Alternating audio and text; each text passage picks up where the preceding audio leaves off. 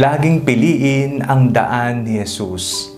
Ako po si Father Fiel Pareha at ito po ang ating segment, ang Daily Devotion, na kung saan tayo po ay magdarasal, magbabasa at magninilay kasama ng salita ng Diyos sa buong taon.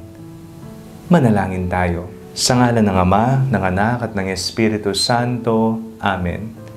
Halina, banal na Espiritu, liwanagan mo ang aming puso at isip nang maunawaan at may sa buhay namin ang iyong salita.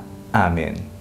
Our Bible passage for today is from the Gospel of St. Matthew, chapter 7, verses 13 to 14, and I read it for you.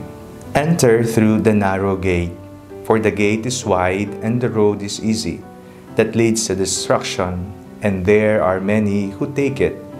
For the gate is narrow and the road is hard that leads to life, and there are few who find it. Napakasarap po kung laging kumbinyente ang buhay. Kung mainit, masarap, may nakatutok na electric fan o kaya naman po'y naka-aircon ka. At ikaw ay umiinom ng malamig na soft drinks o na tubig. Napakasarap ng buhay na kumbinyente. Imbis na maglalakad ka, ikaw ay sasakay na lamang sa air-condition na sasakyan. Napakasarap ng buhay na ikaw ay kampante, ikaw ay konbinyente. Ngunit sa buhay, hindi po palaging kombinyente ang ating nararanasan. Tayo po ay nakakaranas ng mga suliranin, mga sigalot, o kaya naman po'y hindi kapayapaan sa ating puso at kaisipan. Ito po'y mas malalim na hindi pagkakumbinyente sa buhay. Ito'y daig pa ng init ng araw, sama ng panahon, amoy ng ating kapaligiran o pagod ng ating katawan.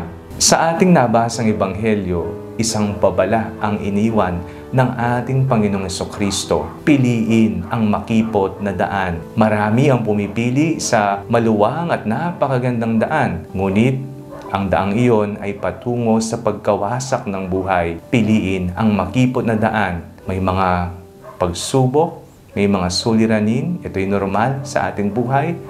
Ngunit ang mga dumaraan dito'y nakakaligtas sa buhay at sila ay pinagpapala. Ang sabi sa ating pagbasa, "For the gate is narrow and the road is hard that leads to life, and there are few who find it." Lagi po nating tatandaan, huwag po tayong magpasilaw sa inihahandog ng mundo, sapagkat ito'y mga pansamantala lamang at hindi nagtatagal. Laging piliin ang daan ng ating Panginoong Jesucristo, ang daan patungong Kalbaryo, ang daan na kung saan hindi nagtatapos sa sugat at kamatayan, kung hindi sa muling pagkabuhay, buhay na walang hanggan. Manalangin tayo. Panginoong Jesucristo, kung amin pong nakikitang mahirap ang buhay at kami po ay nakakaranas ng iba't ibang suliranin sa buhay, naway tulungan niyo po kami, palakasin niyo po kami, at pagtibayin po ninyo sa aming puso ang isang pananampalatayang lubos. Amen. Sa ngalan ng Ama, ng Anak at ng Espiritu Santo. Amen. Huwag po ninyong kalimutang i-like ang video ito, mag-comment po kayo and share it with your family and friends. Ang panalangin bago matulog ay may sariling Facebook page na po.